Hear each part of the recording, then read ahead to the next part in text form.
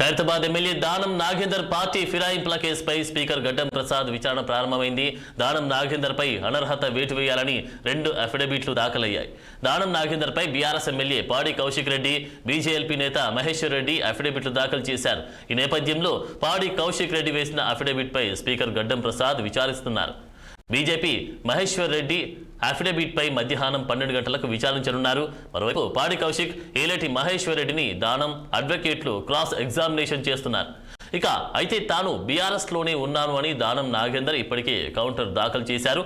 ఈ నేపథ్యంలో దానం విచారణపై ఉత్కంఠ నెలకొంది.